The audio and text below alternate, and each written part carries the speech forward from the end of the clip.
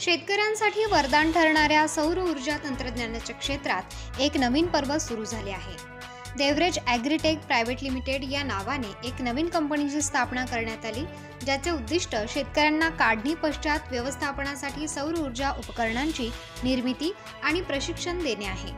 कंपनीच्या शालेय कार्यक्रमाच्या दिवशी सोलर ड्रायरच्या पेटंटसह तांत्रिक कुशल नेतृत्वाने ते देशातील शेतकऱ्यांसाठी एक उत्तम साधन बनेल असे सांगितले गेले।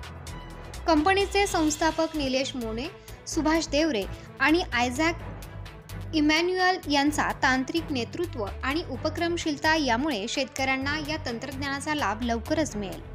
आजच्या उद्घाटन कार्यक्रमात गणेश पूजनाने सुरुवात करण्यात आली, ज्यामध्ये देवळा येथील अनेक मान्यवर उपस्थित होते। निलेश मोने यांनी संवाद साधताना सांगितले की आम्ही शेतकऱ्यांना कृषीमाल वाया जाऊ नये यासाठी मोक्षदा एकादशीच्या मुहूर्तावर संकल्प घेतला आहे।